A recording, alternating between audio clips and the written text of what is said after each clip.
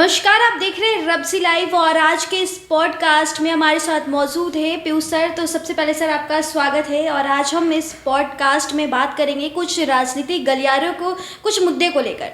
तो सर सबसे पहले तो बिहार में मुरेठा का जो प्रचलन है मतलब बहुत ज़्यादा चलते हुए आ रहा है और अभी इसको ट्रेंडिंग में चल रहा है सर। जिस तरह से सम्राट चौधरी मुरेठा बांधे बोलते थे कि जब तक हम नीतीश कुमार को गद्दी से नहीं हटाएंगे तब तक मुरेठा हम नहीं खोलेंगे, और अब तेजस्वी यादव ने जन विश्वास यात्रा के दौरान मुरेठा बांध दिया। तो अब उनकी क्या प्रण है सर, क्या मतलब है मुरेठा प्रचलन का बिहार की सियासत में? देखिए निधि, पहले तो बहुत बहुत धन्यवाद जो लोग अभी हमारे साथ जुड़े हुए हैं।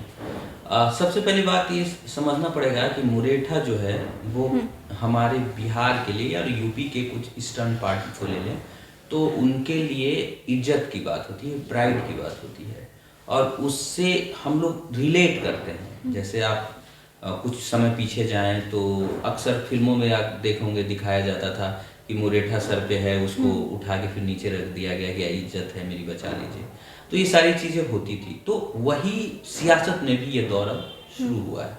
उसमें आप देख रहे होंगे कि सम्राट चौधरी ने बोला था कि जब तक हम नीतीश जी को गद्दी से नहीं हटा लेते हैं या बिहार के ये से नहीं कर लेते हैं तब तक जो है हम ये मुरेठा जो है नहीं खोलेंगे। अब वही सम्राट चौधरी उनके साथ बगल में बैठे हुए हैं, उनको पॉलिटिकली डिफेंड करने की भी कोशिश कर रहे हैं कि नहीं चलिए ये अच्छे व्यक्ति हैं, इन्होंने बढ़िया काम किया, सारा चीज़ किया। तो इससे जो प्रासंगिकता है किसी भी चीज़ को लेके जब आप कुछ बोलते हैं, अब देखिए, अब आने वाले समय में कोई मुरेठा बांधेगा और बोलेगा कि मैं ये काम कर दूंगा तभी ये खोलूंगा या इस तरीके की चीज़ें हैं तो लोग ट्रस्ट नहीं करेंगे, लोग विश्वास नहीं करेंगे आपको। तो ये जो सब प्रसंग हुआ है, सम्राट चौधरी ने जो कुछ भी किया हो सकता है उनका इनिशियल कुछ फ़ायदा हो गया हो, शुरुआती दौर पे उन्हें फ़ायदा मिला होगा, वो बिहार के उप मुख्यमंत्री भी बन गए, पॉलिटिकल फ़ायदा भी। लेकिन एक बीच में उन्होंने ये भी कहा है कि अब वो राम मंदिर जाकर मुरेठा खोलेंगे। देखिए, इसको बकैती बोलते हैं हमारे बिहार में, इसको बकैती बोलते हैं। जैसे आप किसी भी ये में अगर हार जाते हो तो कुछ ऐसा स्टैंड ले लेते हो जिसका कोई मतलब नहीं होता। ठीक है, अब आप अयोध्या जाएं, आप काशी जाएं और मथुरा जाएं, बिहार की जनता को क्या लेना देना है? कोई लेना देना नहीं है।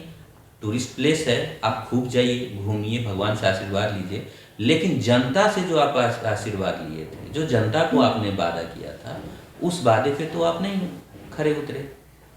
आपने ये बोला था कि नीतीश जी, आपकी लड़ाई तो नीतीश जी से थी। आपने ये तो नहीं बोला था कि तेजस्वी को हम बिहार के सत्ता से विहीन करने के बाद ही मुरेठा खोलेंगे। ऐसा तो आपने नीतीश जी को टारगेट किया था। और 3 महीने 6 महीने पहले जो नीतीश जी आपके इतने कट्टर विरोधी थे, बिहार के लिए अच्छे व्यक्ति नहीं थे, वो अच्छी राजनीति नहीं कर रहे थे, वो रातों रात अच्छी राजनीति कैसे करने लगे? ये बात भी समझना होगा। आपने जो बिहार का प्राइड है मुरेठा, उसको भरसक कोशिश की है कि उसको बदनाम कर दें, और आपके माध्यम से लोगों के अंदर जो विश्वास है, एक सम्मान था मुरेठा को लेकर, वो कम हुआ है। रही बात तेजस्वी यादव की, जो आपने बोला कि जन विश्वास यात्रा में वो लगातार मुरेठा बांध रहे हैं, मुरेठा सब लोग बांधते थे बिहार की पॉलिटिक्स में। इस तरह का बयान नहीं देते थे जो आप देखे होंगे। अगर बयान देते थे तो करते थे। अगर तेजस्वी यादव मुरेठा बांध के आगे बढ़ रहे हैं, लेकिन उन्होंने कुछ ऐसा बात तो नहीं बोला है। ठीक है, ऐसा कुछ नहीं बोला है कि कुछ ऐसा करेंगे या कुछ इस तरीके की बात करेगी। मुझे लगता है कि वो स्टैंड कर रहे हैं और एक प्रतीक है तो वो प्रतीक उस हिसाब से वो काम कर रहे हैं, कोई दिक्कत नहीं है इसमें। मुझे नहीं लगता कोई दिक्कत नहीं। अच्छा, एक सवाल और है सर कि जिस तरह से आपने बोला कि सम्राट चौधरी कहीं ना कहीं नीतीश कुमार को टारगेट करते थे अपने बयानों को लेकर, और अब तेजस्वी यादव नीतीश कुमार को टारगेट नहीं करके हालांकि कहीं ना कहीं उनको आश्वासन दे रहे हैं या यह बयान निकाल रहे हैं कि अभी भी नीतीश कुमार के लिए हमारे दरवाजे खुले हुए, उनके कहीं ना कहीं बयान से थोड़ा बहुत ज़रूर लगता है।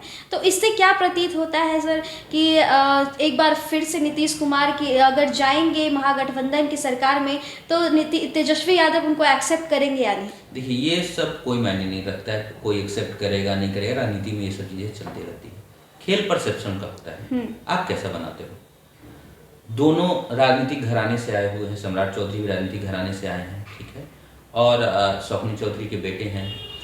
उसके बाद तेजस्वी यादव भी लालू प्रसाद यादव के बेटे हैं, उन भी राजनीतिक घराने से आए हैं। दो, दोनों ने क्या सीखा है ये मायने रखता है। तेजस्वी यादव ने कभी ये बात नहीं कहा, अभी जैसे ही वो बाहर हुए तो एग्रेसिव नहीं हुए वो नीतीश कुमार पे। आप किसी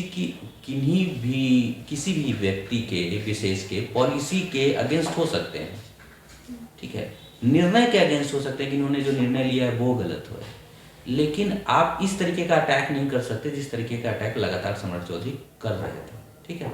दूसरी बात, जहां तक तेजस्वी यादव की बात है, वो अभी भी नीतीश कुमार को लेकर सॉफ्ट है।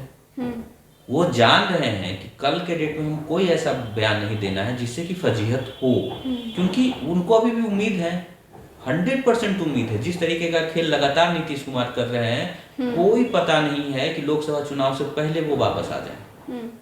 तो इस तरह से सर बिहार में पलटना, इधर जाना उधर जाना, आखिर क्या मतलब होता है और कब तक सर बिहार में पलटने वाला खेल चलता रहेगा सर? देखिए, आप अगर देखेंगे कि जब दल बदल कानून नहीं आया था तब बिहार में हर 3 से 6 महीने में ये मुख्यमंत्री चेंज हो रहे थे। उसके बाद दल बदल कानून आया, थोड़ा स्टेबिलिटी आई। अब उसके बाद से जब नीतीश जी 2013 के बाद ये खेल खेलना शुरू कर दिए। अब इस बात को आप समझिएगा कि ये बंद कब होगा। बंद तभी होगा जब जनता जागरूक होगी, ठीक है ना। आपको किसी न किसी एक पार्टी पे को मेजॉरिटी देना पड़ेगा, ठीक है। ये बात आपको समझनी पड़ेगी। अगर आप मेजॉरिटी नहीं देंगे तो ये खेल चलता रहेगा और आपके डेवलपमेंट को लेके कोई रिस्पॉन्सिबिलिटी नहीं लेगा। वो उसके ऊपर बोलेगा कि हाँ, चूंकि राजद साथ में थी तो इस तरीके की चीजें हो रही थी, बीजेपी थी तो ये बोल रहे थे। अब आप इसी से समझिए ना कि जब नीतीश जी इधर आते हैं तो वो मतलब जो स्पेशल स्टेट का जो दर्जा होता है, ठीक है, वो खत्म हो जाता है, ठीक है। वहाँ उधर जाते हैं वो स्पेशल स्टेट की बात करने लगते हैं कि भाई बिहार को मिलना चाहिए, बिहार बहुत गरीब प्रदेश है, जाति आधारित जनगणना, फलाना ढिमकाना, वो सारा चीज शुरू हो जाता है। अब जनता उस हिसाब से रिएक्ट नहीं कर रही है तो उसमें तो बिहार को प्रॉब्लम होगा ही। सबसे बड़ी बात है, देखिएगा आप इस तरीके से कि जैसे राजस्थान का भी एग्जाम्पल ले तो हर 5 साल कभी कभी रिपीट भी होता है, जनरली चेंज कर देते हैं वो, कभी बीजेपी कभी कांग्रेस, सबको मौका देते हैं। यहाँ खेल बिहार में उल्टा है, पार्टियां बहुत हैं, ठीक है, मतलब पूरी तरीके से मेजोरिटी, जिसको थंडर मेजोरिटी कहते हैं, किसी को नहीं मिल पाता है। तो क्या होता है, कभी वो उधर जा रहा है कभी, और पॉलिटिकली इम्बैलेंस हमेशा बना रहता है। तो लोगों का ध्यान जो है, जो नेता हैं उनका ध्यान जो है अपना सत्ता बचाने पे ज्यादा होता है एज कम्पेयर कि हम डेवलपमेंट का काम करें, विकास का काम करें। अल्टीमेटली लॉस किसको हो रहा है? बिहार की जनता को हो रहा है। अब बिहार की जनता को समझना पड़ेगा कि अगर आप बीजेपी को बेहतर मानते हो, एक बार फुल मेजोरिटी दो बीजेपी को, 5 साल काम करने दो। अगर कुछ चीजें आपको लगती कि वो अच्छा नहीं काम करे, अगली बार जेडीयू को मौका दो, पूरा मौका दो, फुल मेजोरिटी दीजिए। उसके बाद फिर आरजेडी का लगे कि इन दोनों से काम नहीं हो रहा है तो आरजेडी को मौका दीजिए। प्रशांत किशोर भी आ रहे हैं मैदान में, अगर उनकी बातों में लग रहा है बिहार की जनता को कि अच्छी बात कर रहे हैं, अच्छा बोल रहे हैं, सब कुछ ठीक कर रहे हैं, तो उनको मौका दीजिए।